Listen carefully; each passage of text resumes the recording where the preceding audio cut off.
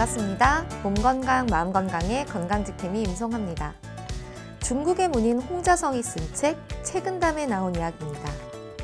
행복은 구한다고 얻어지는 것이 아니다. 항상 기쁜 마음을 가지고 살아가는 것이 행복을 불러들인다. 불행은 피한다고 해서 피해지는 것이 아니다. 항상 남의 마음을 아프게 하지 않도록 노력하는 것이 불행을 멀리하게 한다. 맞아요. 굳이 구하지 않아도 행복이 오고 자연스럽게 불행과도 멀어질 수 있는 방법인데요. 사실 그 실천도 어렵지 않은 것 같죠? 항상 내가 기쁜 마음으로 남의 마음을 아프지 않게만 하면 되니까요. 그런 배려의 실천을 잘 해내는 우리가 되길 바라면서 몸 건강, 마음 건강 오늘 순서 시작합니다. 라디오로 생방송되는 오전 11시 유튜브에서 원음방송 또는 몸건강, 마음건강 라이브를 검색하시면 실시간으로 방송에 참여하실 수 있고요. 오른쪽 하단의 구독 버튼 누르시면 원음방송의 다양한 컨텐츠들도 만나실 수 있습니다. 오늘 몸건강, 마음건강 인천시 남동구 박경숙 한의원 박경숙 원장님과 함께합니다. 건강상담 원하시는 분들은 전화주세요. 서울 02-8232-2000번 서울 전화 02-8232-2000번이고요. 문자 상담도 가능합니다. 샵 8970 우물정 누르시고 8970으로 보내주시면 됩니다. 짧은 문자 50원, 긴 문자 사진 문자는 100원의 정보 이용료가 부과됩니다. 신청하실 땐 상담받으실 분의 키, 몸무게, 연세를 적어주시고요. 얼굴 사진이나 아픈 부위의 사진도 함께 보내주시면 더욱 자세하게 상담받으실 수 있습니다.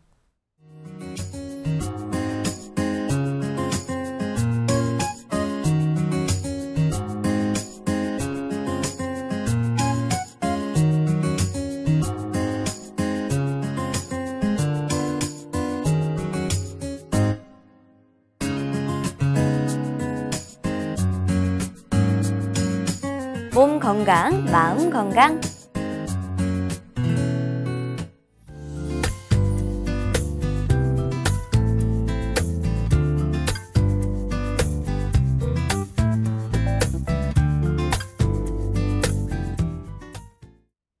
오늘 미니 강의는 박경숙 원장님과 함께합니다. 원장님 안녕하세요. 안녕하세요. 네, 원장님 이번 시간 강의를 시작하기 이전에 먼저 지난 시간에 갑상선 항진증에 대해서 설명을 해주셨는데요. 지난 시간 강의 먼저 요약 부탁드리겠습니다. 갑상선은 그 목의 앞부분에 위치한 그 내분비 기관으로 뇌의 그 뇌하수체에서 그 분비되는 갑상선 자극 호르몬이라는 그 호르몬의 신호를 받아서 그 갑상선에서 그 T3, T4라는 갑상선 호르몬을 만들어내는 그런 일을 하는 기관이 바로 갑상선이라고 말씀을 드렸습니다. 그래서 갑상선 했을 때 갑자는 한자로 갑을 명정할 때 그 갑자의 모양처럼 생겼다 해서 그 갑상선이다 이렇게 말씀을 드렸고요. 그런데 실제로는 나비가 날개를 펴고 있는 그런 모양을 하고 있는 그런 호르몬 분비샘 그 기관이 바로 그 갑상선이라고 말씀드렸습니다. 갑상선 기능이 정상적으로 잘 운행이 될 때에는 밖으로 뭐 만져지거나 아니면 보이거나 그러니까 주머니 크기가 얼마나인지 보이거나 이러지 않는데 기능에 이상이 생겼을 때에는 그 주머니가 커지면서 목이 볼록하게 이제 돌출이 되고 실제로 손으로 만졌을 때도 어떤 이물감이 있는 경우가 많이 있습니다. 그래서 갑상선에서 생성되는 이 갑상선 호르몬의 대표적인 역할은 우리 몸의 그 대사 속도를 조절하는 역할이라고 하였습니다. 그래서 우리 몸에서 열과 에너지가 잘 생성될 수 있도록 도와주는 그 호르몬이 바로 갑상선 호르몬이라고 하겠습니다. 네, 먼저 오늘 강의 전에 지난 시간 내용 요약을 부탁드린 이유가 오늘 주제도 갑상선에 관한 내용인데요. 지난 시간에 항진증에 대해서 설명해 주셨다면 오늘은 그 반대 개념인 저하증에 대해서 설명을 해 주실 텐데 어떻게 다른 건가요? 이 갑상선 호르몬의 어떤 기능적인 문제가 생겼을 경우에 발생할 수 있는 대표적인 질환 두 가지가 바로 갑상선 기능 항진증과 갑상선 기능 저하증 이렇게 두 가지로 구분할 수 있겠는데요. 그러니까 항진이라는 것은 너무 많이 나와서 문제, 저하증은 또 너무 조금 나아서 문제. 이렇게 언뜻 들어도 이제 구분이 갈 텐데요. 네. 어쨌든 갑상선 기능 항진증이라는 것은 갑상선 호르몬을 너무 많이 분비해서 문제가 되는 그런 질환이라고 한다면, 갑상선 기능 저하증은 우리 몸에서 필요로 하는 그런 갑상선 호르몬보다도 더 부족하게 분비가 되어서 그 대사 활동이 저하된 상태, 그 상태에서 나타날 수 있는 여러 증상들을 묶어서 갑상선 기능 저하증이다, 이렇게 말씀드리고 있습니다. 네. 그래서 이제 갑상선 기능 저하증에서는 대표적인 증상이 이제 몸이 붓는다든지, 그리고 조금만 먹어도 체중이 늘어난다든지, 그리고 피부가 거칠어지고 비정상적으로 추위를 타는 이제 그런 증상들이 나타나게 됩니다. 가만히 생각해 보면 항진증하고는 완전히 네. 반대되죠. 그런데 가만히 생각해 보면 여성분들은 나 피곤해, 그리고 몸이 붓고 살이 찌고 네. 추워, 이런 증상들은 갑상선 기능 저하증이 아니어도 사실 여성분들이 흔히 겪는 네. 그런 현상이잖아요. 그러다 보니까 이게 진단이 늦어질 수가 있어요. 오히려 갑상선 기능 항진증은 뚜렷하게 막 맥박이 빨리 뛴다든지 눈이 돌출이 된다든지 막 이런 현상들이 있는데, 네. 갑상선 기능 저하증은 그냥 전반적인 어떤 피로 상황이라든지 다른 질환들에서, 그리고 특별한 질환 없이도 여성분들이 나타날 수 있는 그런 증상들이다 보니까 진단이 늦어지는 경우가 있어요. 네. 근데 어쨌든 이렇게 증상이 서서히 나타나거나 다른 질환에서 나타날 수 있는 증상과 유사하기 때문에 인지하기가 쉽지 않은데, 그렇지만 이제 다른 검사를 해봐도, 그러니까 이제 검사를 할 정도라는 건 내가 불편감을 많이 느낀다는 거죠. 검사를 해봤는데도 뭐 소화기 이상도 없고, 몸이 많이 부을 때 흔히 생각할 수 있는 게 이제 신장이라든지 심장 초음파라든지 이런 걸 검사하거든요. 네. 그럼 신장에도 이상이 없고 심장에도 이상이 없어요. 그럴 때는 이제 갑상선 기능 저하증을 한번 의심을 해보는 것도 좋겠습니다. 증상을 알아야 그렇죠. 내가 진단을 할 수가 있을 것 같은데, 네. 구체적인 증상들을 좀 더 자세하게 설명 부탁드립니다. 예, 갑상선 호르몬은 그 열과 에너지를 그 생산하는 그런 데 있어서 필수적인 그 대사 호르몬이다, 이런 말씀을 드렸습니다. 네. 그래서 이 갑상선 호르몬이 이제 부족하게 되면 대사 활동 자체가 원활하게 일어나지 않기 때문에 이제 그것을 또 이제 잡고 들어가면 증상들을 쉽게 이제 이해할 수가 있는데요. 대사 기능이 원활하게 안 돼요. 그러니까 늘 기운이 없고 막 피곤하고 의욕이 없어요. 그래서 갑상선 기능 저하증이 심해지면 정말 연필 하나 들고 싶지도 않고 그냥 이렇게 축 늘어져서 네. 아무것도, 그러니까 어떤 분들은 이럴 때 당이 떨어졌다. 그러니까 저혈당 증상하고 비슷한 그런 느낌으로 기운이 없어요. 네. 근데 이제 저혈당에서는 막 식은땀이 줄줄 난다든지 뭐 이제 동반되는 증상이 있는데, 어쨌든 그냥 흔히 여성들이 나 당 떨어졌어 막 그러면서 사탕 먹는 경우도 제가 봤거든요. 네. 어쨌든 이 정도로 기운이 없어지고 피로감을 많이 느끼고 의욕이 없어지고 그러면서 이제 추위를 많이 타는데, 그냥 보통 추울 때 춥다고 할 수 있죠. 근데 그 정도가 아니라 굉장히 비정상적으로 집에 보일러 켜놓고서도 추워하고, 바깥에 찬데 조금만 갔다 오면 막 손발이 그냥 하얗게 레이노드 시즌처럼 막 얼어붙는다든지 이 정도로 많이 추워하고요. 그러면서 심박수 자체가 굉장히 저하가 되는 거예요. 그러니까 심장 박동수가 50회, 60회대를 뛰고 있는 분들은 나 심장이 적게 뛰니까 안정적이고 오래 살겠는데? 이것은 오해예요. 그러니까 운동을 열심히 한다든지 아니면 그러니까 기술연을 열심히 한다든지 이런 분들이 맥박이 천천히 뛰면 그분들은 심장 기능이 좋아져서 맥박이 천천히 뛰는 거예요. 네. 그리고 실제로 그런 분들이 오래 살아요. 그런데 내가 운동도 하지 않고 기술연도 안 하고 아무것도 안 하는데 맥박이 뭐 50 몇 번, 60 몇 번을 뛴다, 이러면은 그것은 이제 이 호르몬 분비 자체가 원활하게 되지 않아서 그럴 수 있다는 거예요. 그래서 어쨌든 심박수가 72의 안팎으로가 정상이기 때문에 네. 심박수를 살펴보는 것도 좋겠고요. 그리고 추위를 타고 대사 기능이 떨어지다 보니까 땀이 잘 나질 않아요. 네. 그러다 보니까 피부는 건조해지고 창백해지거나 아니면 피부가 누렇게 되거나 그렇고요. 그 다음에 모발은 영양이 잘 오지를 못하니까 건조해지거나 아니면 탈모가 생기거나 이런 증상들이 생기고요. 매일같이 기운이 없다 보니까 이제 우울감이 생기게 되죠. 그래서 이제 우울증을 포함한 여러 가지 이제 정신 증상들이 나타나게 되고요. 그 외에도 에너지가 부족하니까 정신 집중이 안 되는 거예요. 공부가 될 리가 없죠. 네. 그리고 기억력이 자꾸 감퇴하고요. 그리고 이제 얼굴과 손발이 붓고 식욕이 없어서 잘 먹지도 못하는데 대사가 안 되니까 음식을 불러들이질 않는 거예요. 그래서 밥을 잘 못 먹는데 근데도 몸은 붓고 자꾸 체중이 늘어나는 거예요. 이렇게 되고 그다음에 목소리가 쉰 목소리가 나거나 이렇게 허스키한 그런 목소리로 이렇게 변해지게 되고요. 기운이 없으니까 저처럼 이렇게 빨리 말을 못하고 그래 뭐 말이 느려지게 됩니다. 그리고 이제 위장관 운동이 이제 자꾸 저하가 되다 보니까 네. 먹은 것을 잘 내려보내질 못하죠. 그래서 이제 그로 인해서 변비가 생기기도 하고요. 팔다리가 저리고 쑤시고 그러면서 근육은 단단해지고 경련이 일어난다든지 이런 경우가 있고요. 그리고 여성에게서는 그 이제 생리량 자체가 늘어나는 거예요.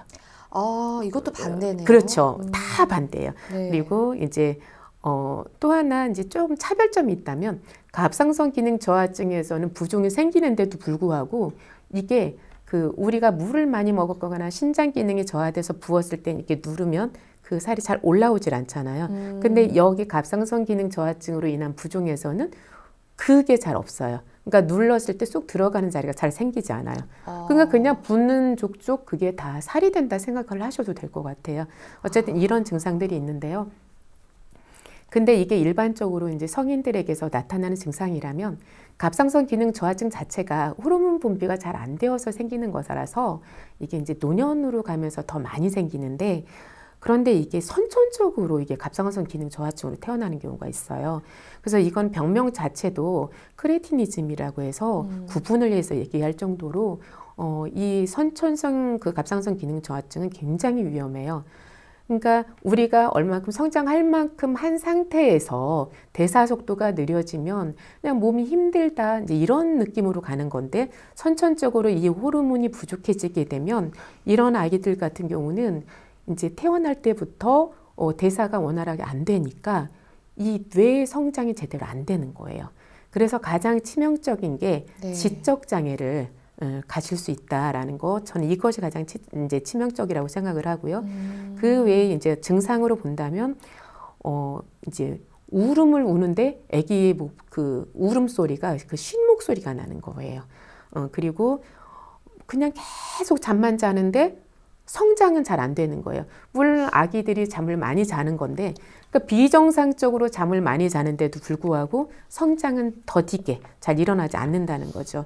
그리고 이제 변비 또는 그 뭐 분유라든지 젖마저도 이제 소화를 잘 못 시키는 그런 현상이 일어날 수 있고요. 네. 그래서 이제 이런 갑상선 기능 저하증을 이제 치료하지 않으면 비정상적으로 아이가 작은 그러니까 외소증이 생길 수도 있고요. 그리고 피부가 건조해지고 막 모발 자체는 굉장히 얇고 그리고 얼굴 생김새 자체가 이제 좀 이상하게 될 수 있고요. 어떤 식으로 좀 나타나나요? 이제 그러니까 성장을 해야 될 부분이 잘 성장을 하지 못하다 보니까 이제 뼈만 이제 퉁그러진 모양을 한다든지 이렇게 이상한 모양을 좀 하게 될 수 있고요. 그리고 지적 장애를 가진 아이들이 이제 생기는 어떤 얼굴 모양이 또 있잖아요.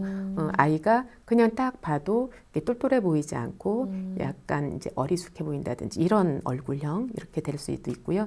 그리고 이제 치아가 6개월쯤 되면 그때부터 이렇게 한두 개씩 나와야 되는데 이 치아 돌출 자체가 잘 안 되는 거예요. 그러니까 발육도 안 되니까 그래서 뭐 10개월, 11개월 됐는데도 치아가 한 개도 안 나고 뭐 이런 현상들이 생길 수도 있고요. 그래서 요즘은 이제 태어나자마자 그래서 이 갑상선 호르몬 검사를 해요. 그래서 이제 적절한 치료가 이제 들어갈 수 있는데요. 이렇게 태어나자마자 갑상선 기능 저하증이 있을 때는 그것을 잘 관리해주지 않으면 그 올바른 성장 자체가 되지 않기 때문에 네. 굉장히 이거는 이제 적극적으로 성인보다도 훨씬 더 그 이제 긴장을 놓치지 않고 이렇게 가야 되는 그런 부분이라고 생각할 수 있습니다. 그럼 반대로 관리를 잘 하면 네. 뭐 정상이라는 표현 좀 그렇지만 네. 문제 없이 자라날 수가 있나요? 이제 뭐 그 갑상선 기능 자체가 네. 선천적으로 그냥 일시적으로 장애를 받는 거였다면 상관이 없는 이제 그 치료를 하면서 네. 좋아질 수 있는데 뇌의 기능이 이제 떨어져 있는 상황이라든지 그래서 갑상선이 안 좋은. 네. 네. 그러니까 갑상선 자극 호르몬 자체를 잘 방출할 수 없는 그러니까 뇌에 손상을 입었다든지 아니면 갑상선 자체에 그러니까 주머니 자체가 원래부터 작다든지 어떤 이런 선천적인 경우에는 그게 회복이 안 될 수도 있는 거고요. 그래서 그건 평생 관리를 하면서 그냥 갈 수밖에 없는 거고 그렇지 않고 조절이 잘 될 수 있는 경우도 있겠고요. 어쨌든 그 성장의 어떤 지연을 예방하고 네. 최대한 좋게 하려면 이제 초기부터 열심히 치료를 받아야 되는 그런 상황이라고 할 수 있습니다. 그래서 이 갑상선 기능 저하증은 신생아와 성인을 좀 구분을 해서 가는 것이 좋고요.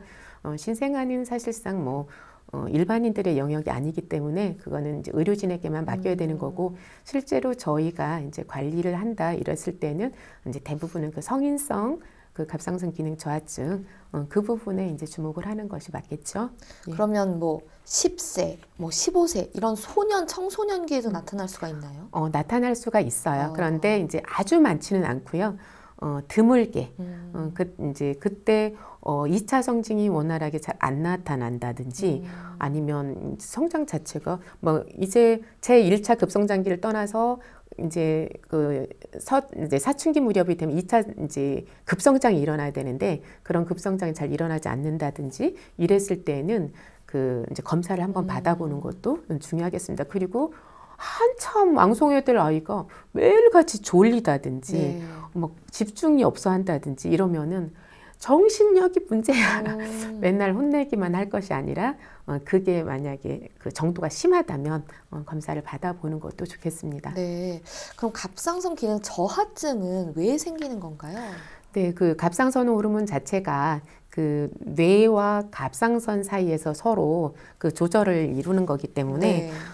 일단 첫 번째는 그 갑상선 그 자체에 문제가 생겨서 그 갑상선 호르몬 생산이 이제 줄어들면서 생길 수가 있고요. 네. 두 번째는 그 뇌의 이상이 생겨서 그러니까 이제 시상하부나 아니면 뇌하수체 이 부분에 문제가 생기면서 호르몬을 만들도록 그 보내는 그 신호 체계 자체가 문제가 생겨서 이제 갑상선 기능 저하증이 생기는 경우 이렇게 두 가지로 이제 나눌 수가 있는데요. 이제 그 중에서도 그러면 갑상선 자체에 문제가 생겨서 생기는 그 갑상선 기능 저하증은 이제 뭐가 있는가? 이제 1차성 갑상선 기능 저하증이다. 이렇게도 말씀드리는데요. 네. 이 갑상선 기능 저하증의 그 95% 이상이 바로 그 갑상선의 그 자가면역성 질환이라고도 하는데요. 자가면역성 그 만성 갑상선염. 그러니까 한마디로 말하면 갑상선 염증이 생겨서 그로 인해서 그 갑상선 호르몬이 잘 분비되지 않는 것 이것이 95%입니다. 그러니까 이 그 만성 자가면역성인 그 갑상선 염증 이것을 다른 말로 하면 그 하시모토 병이라고 해요. 일본인 하시모토라는 사람이 이제 이걸 발견을 해서 이게 하시모토 병이라고 이렇게 말씀을 드리는데요. 네. 이 하시모토 갑상선염은 그 우리 몸의 일부인 이 갑상선에 그 자가면역 반응이 일어나는 거예요. 네. 그러니까 특별한 원인도 없는데 여기에 이제 염증을 일으키는 거죠. 그래서 자가 항체가 만들어지면서 그로 인해서 갑상선에 이제 림프구 라든지 이런 여러 가지 그 염증 세포들이 모여들어서 갑상선 세포들이 서서히 파괴가 되는 거예요. 우리가 여드름이라는 것도 네. 한두 개 났을 때는 괜찮은데 이게 화농성 그 염증으로 너무 많이 나다 보면 나중에는 막 그 부위가 파이고 네. 이렇게 이제 곰보처럼 이렇게 되거나 아니면 목이 넓어지거나 이제 이렇게 되잖아요. 그러면서 원래 그 매끄러운 피부 상태로 돌아가지 못하잖아요. 그리고 그 흉터가 생긴 그 부위에서는 땀도 나지 않는 거예요. 그런 것처럼 이 갑상선에 염증을 일으켜서 그 부위가 이제 상처를 입고 나면 거기에서 그 호르몬 분비 역할 자체를 잘 하지 못하는 거죠. 그래서 이렇게 해서 그 갑상선 호르몬인 T3, T4의 그 생산량 자체가 줄어드는 것, 이것이 그 하시모토 갑상선염에 의한 갑상선 기능 저하증이고 대부분의 분들이 여기에 속하게 됩니다. 네. 이제 그 외에도 이제 원인을 든다면 그냥 그 외부에서 들어오는 어떤 바이러스 그 감염에 의해서 이렇게 갑상선염이 생길 수 있고요. 또 이제 출산 후에 그 몸이 많이 약해진 그런 틈을 타서 그때에 이제 몸에 그냥 이유 없이 염증이 생기면서 이렇게 생길 수도 있고요. 그리고 이제 이 외에도 이제 갑상선 기능 항진증이라든지 어떤 결절 때문에 갑상선 주머니 자체를 제거한 경우, 지난 시간에 갑상선 항진증이 심하면 수술을 해야 된다고 네. 했는데 수술을 하고 나면 이제 나중에 이렇게 저하 증상이 올 수 있다고 했잖아요. 이렇게 그 갑상선을 일부 제거하는 이런 수술을 받았거나 그 방사성 그 동위원소 치료에 의해서 갑상선 일부 파괴했을 경우, 이럴 때도 이제 갑상선 기능 저하증이 올 수 있고요. 그 외에도 갑상선 기능 항진증 치료를 받는 그 중에 항갑상선제를 좀 과량 복용을 하게 되면 이런 항진증이 나타나게 돼요. 그래서 어떤 경우에는 그 이제 텔레비전에 제가 출연한 그 연예인 한 분이 예전에 이제 중국에서 누가 살 잘 빠지는 환약이 있다고 해서 그거를 복용을 했는데 네. 그걸 먹으면 살이 쭉 빠지니까 살 빼고 실컷 먹고 또 그 찌면 또 먹고 그랬는데 알고 보니까 거기에 갑상선 호르몬제가 들어있었다는 거예요. 그래서 그분 같은 경우는 안구돌출이 굉장히 심하게 이제 돌출이 되고 막 그게 이제 회복이 안 돼서 TV에서 이제 그걸 한번 고백하는, 그러면서 안타까워하는 거를 제가 본 적이 있거든요. 네. 어쨌든 이렇게 이제 나도 모르게 그런 갑상선 그 약을 본의 아니게 먹는 경우들이 또 있을 수도 있어요. 근데 어쨌든 이제 그럴 경우에 또 이제 그걸 억제하기 위해서 이제 항갑상선제를 먹어야 되고, 이 항갑상선제를 많이 먹다 보면은 이제 갑상선 기능 저하증이 올 수가 있고요. 이제 그 외에도 우리 몸에서 그 갑상선 호르몬의 그 합성이 잘 안 되는 거예요.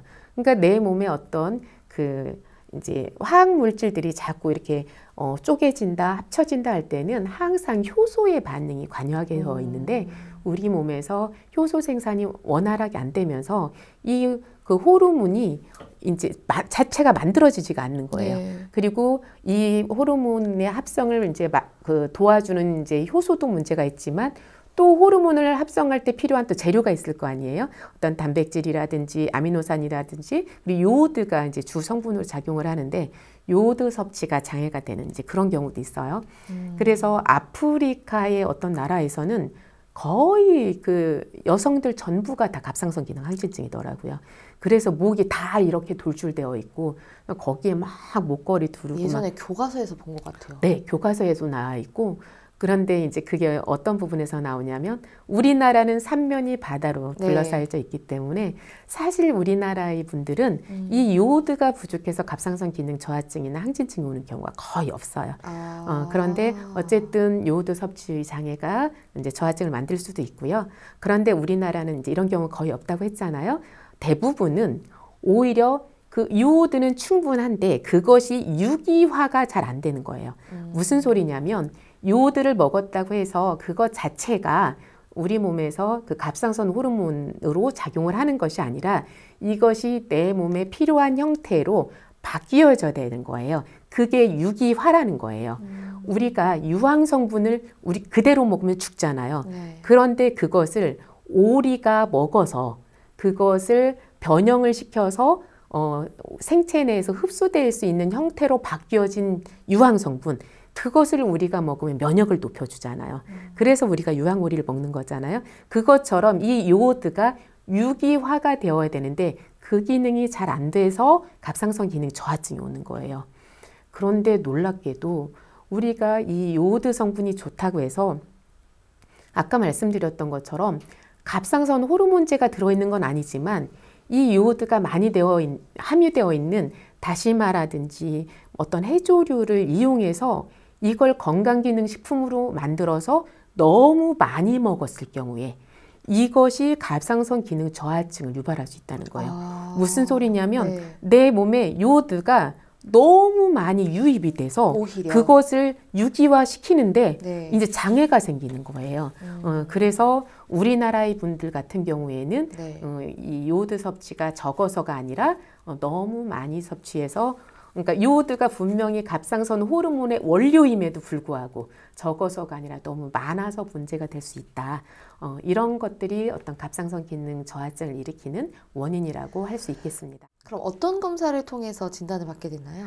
1차적으로는 혈액 검사를 하는 것이 좋습니다. 그래서 혈액 검사를 했을 때 T3, T4 이 갑상선 호르몬 자체가 많이 떨어져 있고, 그리고 갑상선 자극 호르몬인 TSH의 수치가 많이 높아져 있는 경우, 이런 경우에 갑상선 기능 저하증이다라고 할 수 있는데요.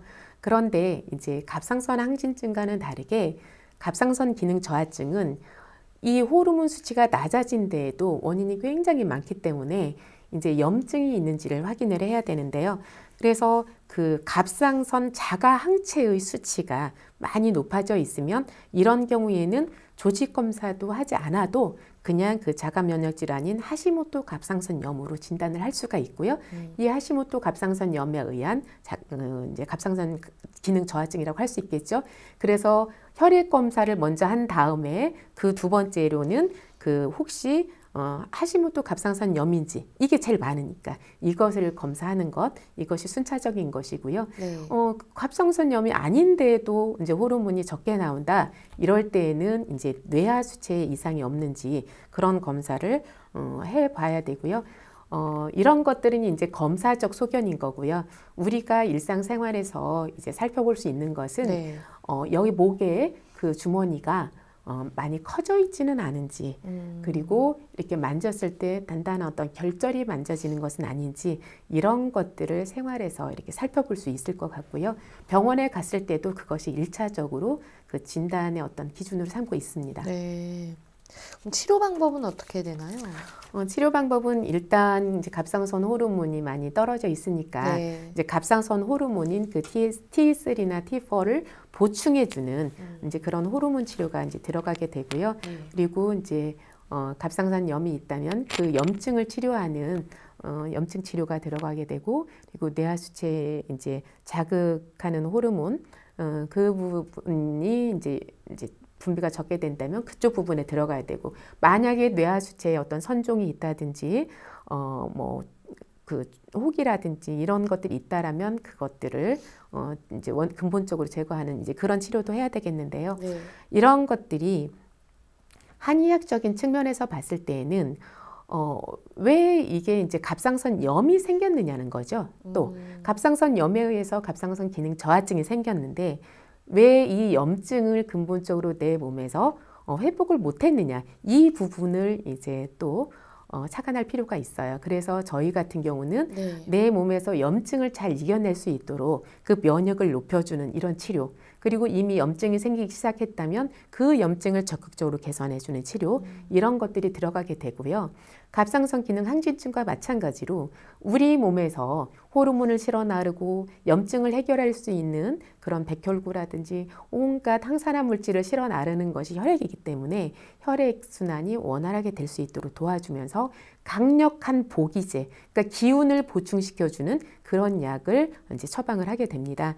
그래서 갑상선 항진증과 마찬가지 치료법으로는 경추를 교정을 해준다든지, 네. 갑상선 이제 이 주머니 부위에 약물을 도포한다든지, 약침을 놓는다든지, 이런 치료법도 들어갈 수 있겠는데요. 어떤 처방의 방향 자체는 좀 많이 다르죠. 치료 사례를 하나 들어서 설명을 해주시면 좀 더 이해가 빠를 것 같은데요. 네, 어떤 분이 이분이 이제 보험회사를 다니시는 분이었는데, 네. 그 보험회사에서 이제 판매를 제일 많이 해서 여왕으로도 막 등극을 할 정도로 일을 굉장히 왕성하게 하던 그런 분이었는데, 네. 어느 날 갑자기 막 기운이 없어지고 막 힘들어지면서 도저히 일을 할 수 없겠다. 그러면서 막 살이 찌기 시작하는 거예요. 일을 엄청 많이 하는 분인데도 불구하고 네. 체중이 막 급격하게 늘어나서 이제 이분이 이제 저한테 오셨을 때는 너무 힘들어서 이제 보약을 드시고 싶어서 이제 오신 분이에요. 그랬는데 이제 제가 한번 혈액 검사 좀 하고 오세요. 그랬더니 네. 이제 갑상선 기능 저하증으로 판정이 났었고요. 그래서 이분 같은 경우 제가 이제 강력한 보기제를 써주면서 이제 몸의 순환을 원활하게 해주는 이제 그런 치료를 도와드렸었는데요. 이분 같은 경우는 굉장히 쉽게 좋아졌고요. 그러면서 이제 식이요법이라든지 이런 것들이 당연히 같이 들어갔고요. 그래서 그 당시에 많이 불편했던 것들은 뭐 한 달 만에 이제 많이 좋아졌지만, 근데 이런 경우에는 좋아졌다고 해서 거기서 치료를 딱 멈추는 것이 아니라 그 이제 몸 상태를 계속해서 대사가 원활하게 일어날 수 있도록 그 유지요법을 써주는 것이 이제 중요하다고 할 수 있겠습니다. 네. 그럼 갑상선 기능 저하증이 오신 분들이 좀 특별히 유의해야 될 사항은 어떤 것들이 있을까요? 갑상선 기능 저하증이 있는 분들이 그 임신 전후로 해서 네. 많이 이제 좀 노력을 해야 되는데요. 갑상선 기능 저하증이 있다 보면 대사가 원활하게 이루어지지 않고 몸이 막 힘들다 보니까 네. 사실 임신이 잘 안 돼요. 그리고 이제 임신이 되더라도 임신이 되면 아이를 길러내는 데다가 온 에너지를 다 모아야 되거든요. 네. 근데 내 몸에서 에너지 생산 자체가 되지를 않잖아요. 그러니까 아이를 잘 길러내지도 못하고 이제 산모도 힘들고, 산모가 아니라 임산부죠. 네. 임산부 본인도 몸이 많이 힘들고 이런 상황으로 갈 수 있거든요. 그래서 그 아이를 그 임신하기 이전에 내가 만약에 갑상선 기능 저하증이 있다라면 그 갑상선 기능 저하증을 치료를 해서 컨디션을 충분히 높은 상태까지 끌어올려 놓고 임신을 하는 것이 저는 좋다고 생각을 하고요. 네. 그게 임신 준비라고 생각을 해요. 그런데 이제 몸이 완전히 회복이 되지 않았는데 뜻하지 않게 만약 임신되었다. 그런 상황이라면 이제 병원 약물의 어떤 도움을 받든지 아니면 한의학적인 치료를 받든지 그 임신을 한 상황에서라도 이 갑상선 호르몬 치료를 적절히 받아야 한다는 것. 그러니까 임신을 했으니까 약을 먹으면 큰일 날 것 같다라는 느낌, 그냥 짐작으로 약물을 그냥 끊으면 오히려 태아가 성장을 하지 않고 그리고 어떤 이제 여러 가지 장애를 발생할 수가 있어요. 네. 그래서 임신했을 때 이 갑상선 기능 저하증은 꾸준히 관리를 해야 된다는 것, 이것을 꼭 알으셔야 되고요. 아이들 같은 경우에 이제 이 갑상선 기능 저하증이 오면 이제 집중이 안 되고 이제 공부를 못 하잖아요. 그런데 태아에서 이제 이렇게 엄마가 갑상선 기능 저하증이 있으면 이 아기 자체가 태어날 때부터 지적 장애를 가지고 태어날 확률이 굉장히 높아요. 그래서 이제 그런 것들 조심하셔야 되고요. 이제 임신 후에 이제 갑상선 그 호르몬제를 같이 복용하면서라도 이제 내가 음식을 이제 충분히 먹는다든지 뭐 운동을 좀 적당히 해준다든지 이런 노력들을 이제 같이 해야 되는 것, 이런 것이 좋겠고요. 저 같은 경우는 이제 그 몸이 많이 힘든 와중에서 임신을 하고 이제 아이가 저 같은 경우 잘 성장을 하지 않아서 이제 뭐 거의 정상적인 출산이 힘들다 이런 이제 진단까지도 받았었거든요. 그래서 뭐 6개월 이상을 이제 유지할 수 있느냐 없느냐 이제 이런 상태까지 갔었는데 그 병원에서는 이제 적절히 치료를 해줄 것은 없다 이런 상황이었고, 그런데 저 같은 경우는 그냥 임신 내내 이제 한약을 먹으면서 그것을 극복을 하고 이제 출산을 한 그런 기억이 있어요. 그래서 임신 중에 많이 힘들다면 이렇게 치료를 이제 받아가면 충분히 정상 출산이 이제 가능할 수 있다. 이렇게 말씀드릴 수 있고요. 갑상선 염증이 이제 있었을 경우에도 그냥 염증이 가라앉았다고 해서 바로 치료를 그만두는 것이 아니라 몇 개월 동안 지속적으로 관찰하면서 치료하는 것이 중요합니다. 네. 그럼 끝으로 갑상선 기능 저하증에 좀 불편을 겪고 계신 분들을 위해서 도움이 되는 생활 수칙이 있으면 설명을 좀 해주시죠. 네, 갑상선 기능 저하증이 있다 하니까 뭔가 막 보충해줘야 될 것 같고 막 이렇잖아요. 네. 그런데 첫 번째 주의할 점이 그 아까도 말씀드렸던 것처럼 그 요오드가 너무 많이 들어가 있는 건강기능식품, 이것을 과다 복용하는 것을 피하는 것, 이것이 저는 중요하다고 생각을 합니다. 그렇다면 그 요오드가 많이 들어가 있는 어떤 미역이라든지 김이라든지 다시마, 그리고 양배추라든지 브로콜리, 이런 음식을 많이 먹는 것은 얼마든지 많이 먹어도 상관이 없고요. 그런 것들을 통해서 섭취한 요오드는 내 몸에 필요한 만큼만 유기화하고 나머지는 체외로 배출하는 그런 기전이 발동하게 돼요. 그래서 그렇게 먹는 것은 상관없지만 그것만 가지고 이렇게 특화시켜서 만든 기능식품은 너무 많이 먹는 것은 이제 피하는 것이 좋다, 이런 말씀을 드리겠고요. 그리고 이제 그 외에도 그 단백질이 풍부한 음식을 충분히 섭취하는 것, 그러니까 우리 몸에 어떤 그 호르몬 생산이 원활하게 되려면 호르몬의 원료가 또 만들어지는 게 단백질이거든요. 그래서 단백질이 풍부해야 대사도 원활하고 호르몬도 충분하게 나올 수 있고요. 그리고 이 호르몬이 잘 생성될 수 있도록 그 우리가 효소 생성이 원활해지게 하는 이제 그런 음식, 그래서 효소가 풍부한 음식을 많이 먹는 것, 그게 대표적인 게 이제 과일이라든지 채소 이런 것들이 되겠죠. 그런 걸 많이 먹고, 그리고 햇볕을 쬐면서 운동하는 것, 이 정도의 노력이 이제 중요하겠고요. 그리고 평소에 그 체온이 떨어지지 않게 항상 체온을 높게 유지하는 것, 이런 노력이 이제 중요하겠습니다. 네, 오늘은 갑상선 기능 저하증에 대해 알아보는 시간이었습니다. 원장님, 오늘도 좋은 말씀 감사합니다. 예, 감사합니다. 미니 강의, 오늘은 박경숙 원장님께서 갑상선 기능 저하증에 대해 자세히 강의해 주셨습니다.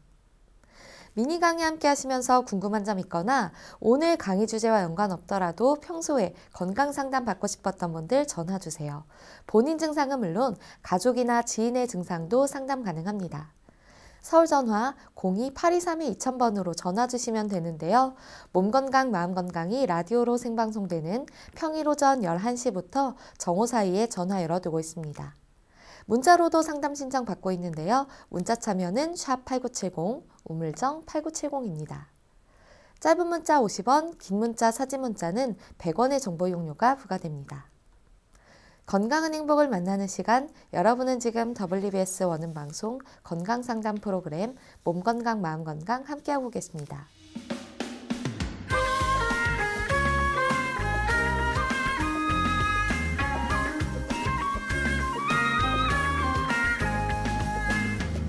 날이면 날마다 찾아오는 시간이 아닙니다. 약이 되고 복이 되는 꿀같은 건강정보 튼튼보감 시간입니다. 오늘 주인공은 딸기입니다. 딸기는 건강에 어떤 도움을 주는지 원장님께 여쭤볼게요. 네, 딸기가 우리 몸에 어떤 도움이 되나요? 네, 딸기는 예전에는 이제 늦은 봄이나 그러니까 초여름, 그러니까 5월, 6월 달에 많이 나왔던 거거든요. 그래서 개구리 울음소리가 많이 날 때 이제 딸기밭에 가서 뭐 딸기를 따서 먹기도 하고 그랬었는데 요즘은 이제 어느새 겨울철 딸기로 변해버렸어요. 그래서 늦은 봄이나 여름 되면 이제 그때는 딸기를 거의 구경하기도 힘든 그런 상황이 되었는데요. 현대인들은 이제 과로와 스트레스, 술, 담배 이런 것들 인해서 사실 이제 비타민이 굉장히 많이 부족해지기 쉽거든요. 그리고 이제 겨울철에는 아무래도 이제 여름이나 가을 이런 계절에 비해서 이제 신선한 과일이라든지 채소를 이제 섭취하는 그런 기회들이 좀 줄어들게 되고 이러는데요. 이럴 때에 그 비타민이 풍부한 이 딸기를 섭취하게 되면 피로 해소, 그리고 뭐 여러 가지 이제 스트레스도 좀 더 잘 풀린다든지 이런 여러 가지 효과들이 있는데요. 딸기에는 그 비타민 C가 그 레몬보다도 더 많이 들어있다는 거. 레몬하면 막 신맛이 나니까 훨씬 많이 들어있을 것 같은데 이 비타민 C가 이렇게 딸기에 많이 들어있기 때문에 비타민 C를 섭취를 하면 어떤 피로 해소뿐만이 아니라 이제 체력이라든지 기운을 보충하는 데에도 많은 도움을 준다고 할 수가 있겠고요.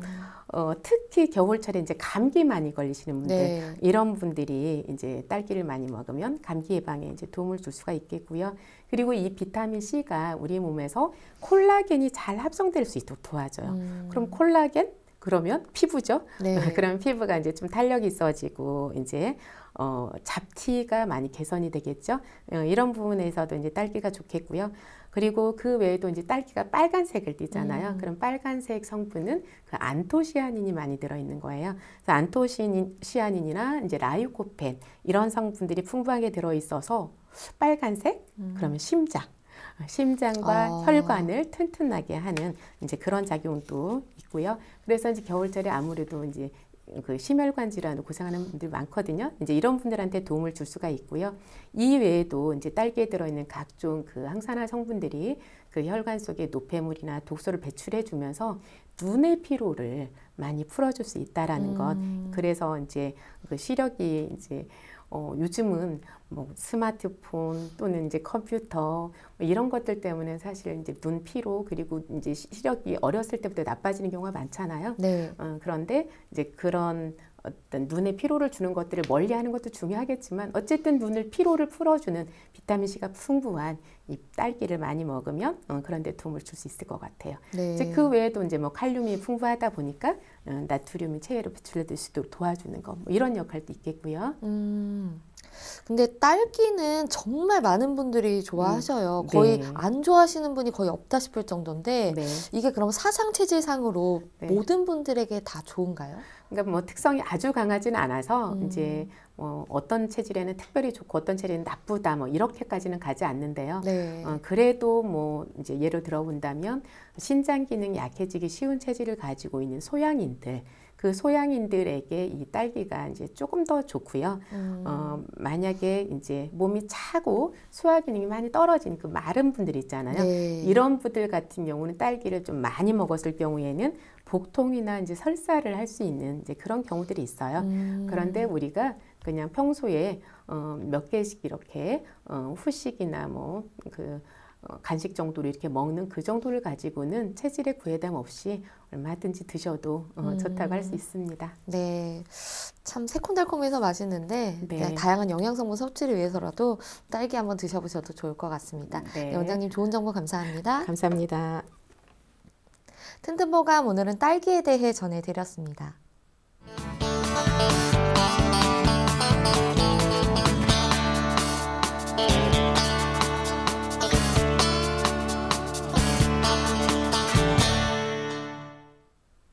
자, 그럼 오늘의 건강상담 시작해 볼 텐데요. 건강상담은 체질이나 상황에 따라 개인차가 있을 수 있다는 점 미리 말씀드립니다. 상담 전화 서울 02-823-2000번입니다. 몸건강, 마음건강은 TV와 라디오를 통해 방송됩니다. 원음방송TV는 스카이라이프 채널 187번, KT 올레TV 239번, SKBTV 309번, LGU 플러스 278번, 딜라이브 239번, CJ헬로 238번, 현대 HCN 549번, 제주 KCTV 375번, 금강방송 796번입니다. 라디오는 서울 경기 FM 89.7, 부산 경남 104.9, 대구 경북 98.3, 광주 전남 107.9, 전북 충남 지역은 97.9MHz로 청취하실 수 있고요. 원음방송은 스마트폰으로도 만나실 수 있는데요. 플레이스토어나 앱스토어에서 원음방송 검색하시면 무료로 다운받으실 수 있습니다. 오늘은 박경숙 원장님께서 친절한 상담해드립니다. 자, 그럼 첫 번째 전화 받아보겠습니다. 여보세요? 네, 여보세요? 네, 반갑습니다. 네, 안녕하세요. 네, 본인 상담이신가요? 네. 네, 키, 몸무게, 그리고 연세가 어떻게 되십니까? 네. 키는 167에 네. 58kg고요. 36세요. 아, 네. 지금 제 옆에 박경숙 원장님 계십니다. 편하게 상담 받아보세요. 네. 안녕하세요.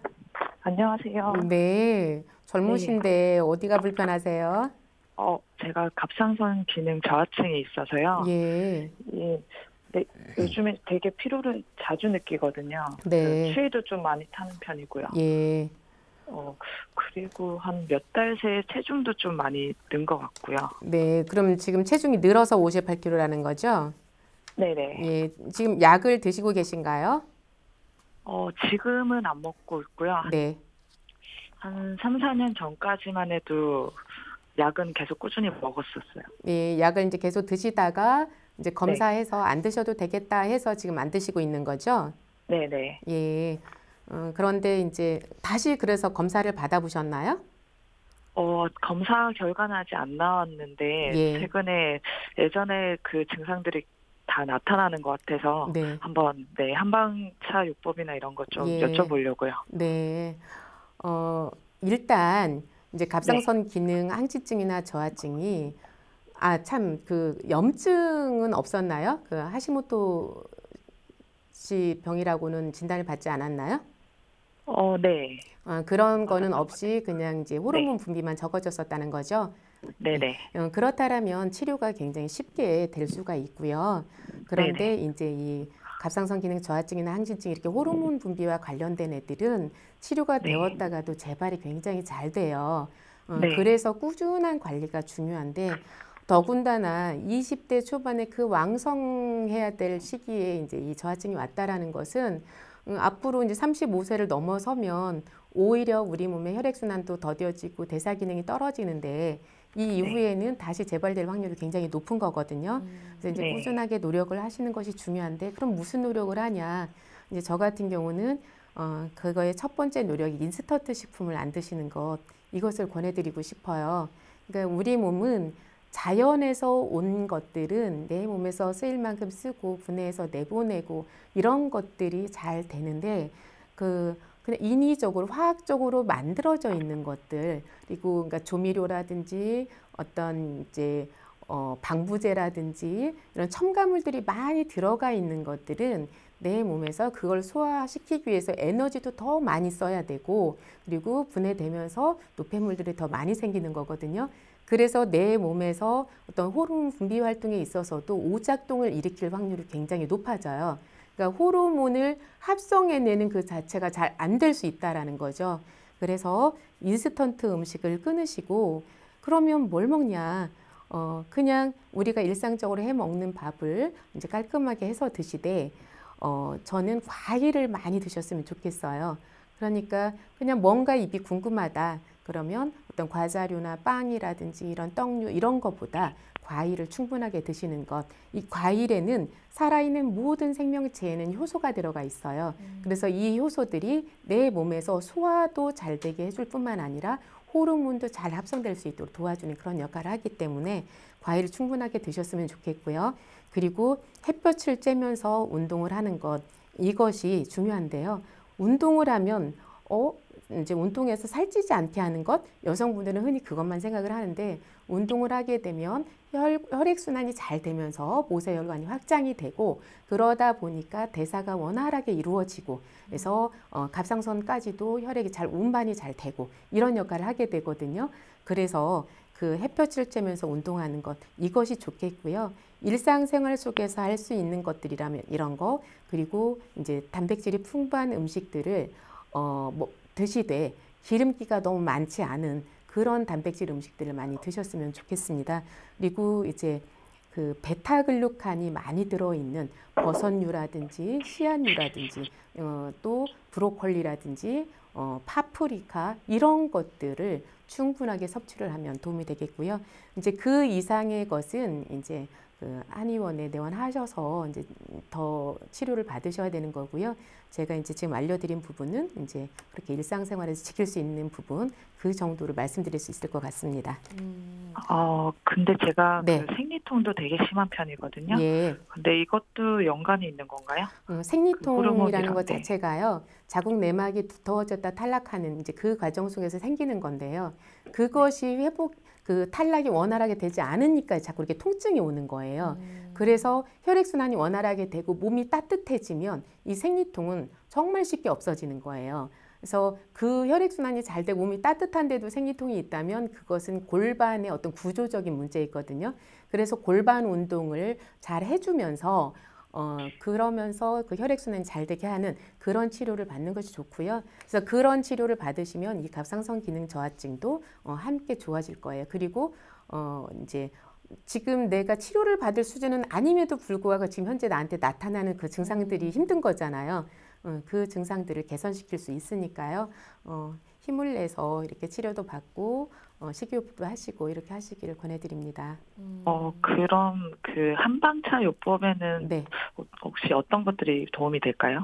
한방차 요법이라는 게 아니라 이제 예를 들어서 이럴 때 이제 몸을 따뜻하게 해줄 수 있고 순환이 잘 되게 하는 대표적인 게 뭐 계지, 계피차라고 하죠.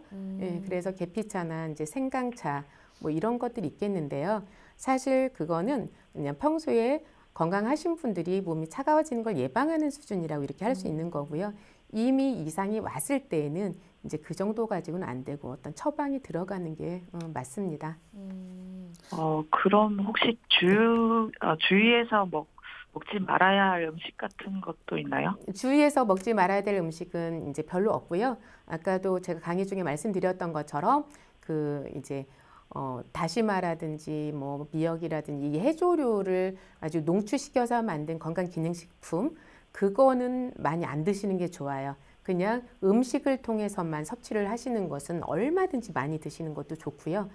근데 그런 건강기능식품만 조금 주의를 하시면 특별히 금해야 될 음식은 없어요. 아까 음식의 종류보다는 그냥 그 조미료라든지 방부제라든지 첨가물이 들어간 거, 색소라든지 이런 것들만 피해서 자연 음식을 내가 많이 먹는다, 이렇게 생각하시면 될 것 같아요. 네, 알겠습니다. 네. 네, 감사합니다. 네, 건강하세요. 네, 전화 네, 주셔서 감사합니다. 감사합니다.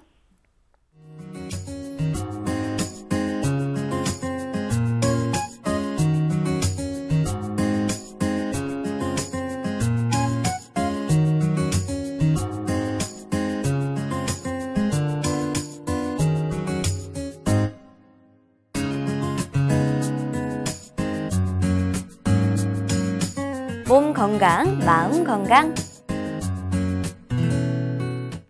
네, 오늘도 전화 문자 사연으로 많은 분들 참여해 주셨는데요. 함께 해주신 애청자분들 모두 건강에 도움되는 시간이었길 바랍니다. 몸 건강, 마음 건강, 오늘은 박병숙 원장님과 함께 했습니다. 원장님, 오늘도 좋은 말씀 감사합니다. 감사합니다. 다음 시간엔 한의사 박정민 박사님과 함께 할게요. 오늘도 건강한 하루 보내세요.